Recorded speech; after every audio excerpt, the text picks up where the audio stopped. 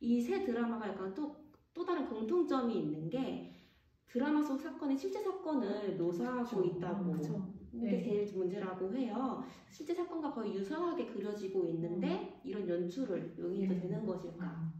어떻게 생각하시는지요? 네, 저는 표현 자유를 운동하는 사람으로서 표현 자유도 되게 중요한 문제라고 생각하기 때문에 최대한 존중해야 된다라는 생각이 전제가 되어야 될 것 같아요. 그래서 이제 말씀하셨듯이 실제 사건을 드라마화하는 것도 충분히 제작진들 측면에서는 고려할 수 있는 부분이다라는 생각이 드는데 이제 실화를 재현할 때 문제인 것 같아요. 어떻게 재현하느냐의 문제인 건데 이제 실제를 그런 생존자들 혹은 피해자의 주변인들이 있잖아요. 근데 그런 분들한테 또 다른 가해 방식일 수 있다라는 것들을 좀 반드시 고민해야 된다는 생각이 드는 거예요.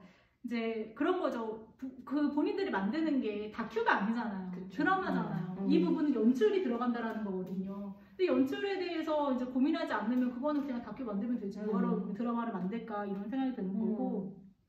최근에 이제 말씀하셨듯이 실화 사건이라고 했을 때 조두순 사건을 드라마에서 많이 재현을 하고 있어요. 여기 드라마에서도 마우스에서는 강덕수라는 인물이 나오고 그리고 모범택시에서는 조도철이라는 그런 캐릭터가 나오는데 이름도 비슷하게 만들었죠.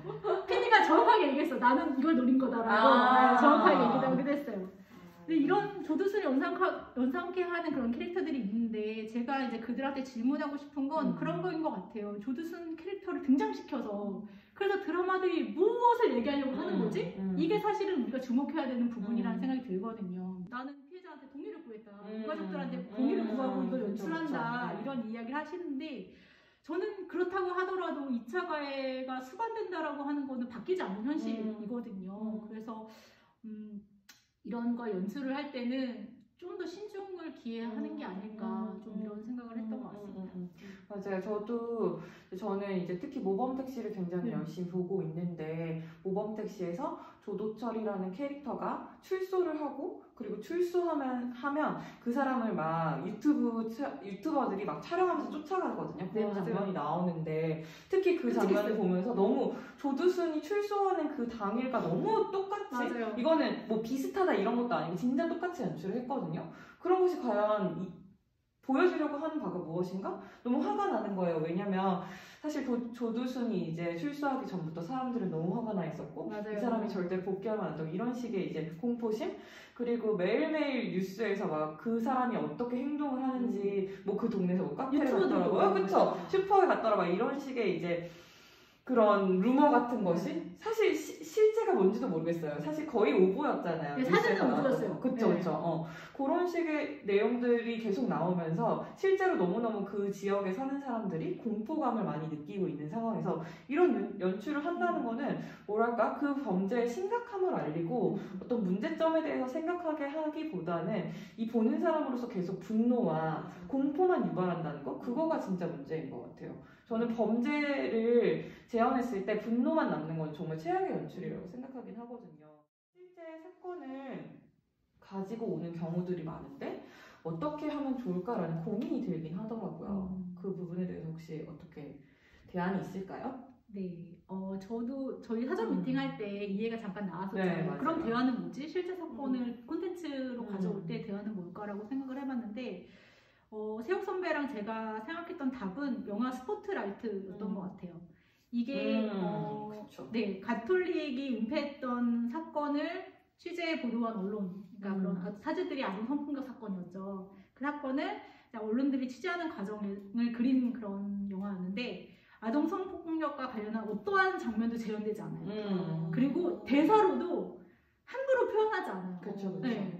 그래서 이런 사건이 왜 발생했고 발생되고 있는지 이런 것들이 왜 이렇게 바깥으로 노출되지 않는지 이런 구조적인 문제를 좀 접근하는 영화이거든요. 저는 이런 것들이 좀 대안적인 사례로 꼽을 수 있지 않을까라는 생각이 드는데 피해 장면을 보여주지 않더라도 충분히 의미 있는 콘텐츠를 만들 수 있다라는 거 이런 것들을 좀 계속 생각해 봐야 되는 게 아닐까 싶은 것 같아요. 맞아요. 그런 것 같고, 우리 이제 저희가 오늘 녹화를 하기 전에 사전 미팅을 하면서 또 그쵸. 나눴던 이야기 중에 하나는 실제로 잘 알려진 사건을 다루는 선택을 피해야 하는 건 아닌가 그런 얘기도 했던 것 같아요. 그러니까 조두순 사건 같은 경우에는 너무나 잘 알고 있고 사실은 그 사건에 되게 피해를 속속들이 막 노출시키는 온라인의 글들이 너무 많잖아요. 우리 전 국민이 거의 그 사건을 잘 알고 있는데 그 사건을 다시 가져다 썼을 때는 자극적으로만 재현이 될 뿐이다. 그랬을 때 우리는 어떤 사건을 가져다 쓸 수 있을까라는 고민 속에서 그러니까 좀 잘 알려지지 않았지만 꼭 주목해야 되고 해결이 필요한 이런 사건들을 주목하는 것, 재현하는 것, 드라마의 소재로 사용하는 것은 가능할 수 있겠다라는 생각이 그런 부분도 있는 것 같아요. 저는 이번엔 좀 연출자 입장에서 좀 더 네. 해보면 저는 그들 미워하는 게 아니다 여러분. 그럼요. 그런 부분도 있는 것 같아요. 음. 말씀하신 것들이 재현이 되게 문제가 되는 것들이 있죠. 네. 저는 영화 도가니를 얘기해 볼 수 있을 것 같거든요. 그게 재현하는 방식은 이제 말씀하신 대로 윤서 씨가 말씀하신 대로 위험해요. 그쵸. 네, 위험하다는 그런 생각이 들고 하지만 그 당시에 도가니가 나왔었고 사람들이 호응했던 이유들이 분명히 있다고 생각하거든요. 맞아요. 그 사건이 제대로 해결되지 못했고 다시 사회적으로 문제를 제기해서 구조적인 그런 문제들을 바꿔야 된다라고 얘기하는 그런 고발하는 그런 영화였기 때문에 되게 의미가 있다고 생각하고 저는 그 도가니가 나온 이후에 그런 연출하는 방식이 문제가 있다라는 문제 제기도 이제 많이 하셨잖아요. 그렇죠. 네네네. 그 이후에 이제 변화되는 지점들이 저는 분명히 있었다고 생각하거든요. 도가니 연출진들도 마찬가지고 그 안에 이제 출연했던 아동에 대한 그런 뭐랄까 보호 조치, 그쵸. 그런 심리 상담 이런 것도 좀 이뤄질 수 있도록 하기도 하고 저는 이게 하나의 흐름이라고 보면 좋을 것 같아요. 그런 영화들이 한번 나오고 이제 하지만 그거에 대해서 문제 제기가 제기되고 다시 수정되고 교정되고 이런 과정들을 반복하면서 좀 콘텐츠들이 좋은 방향으로 갈 수 있는 게 아닐까라는 생각이 좀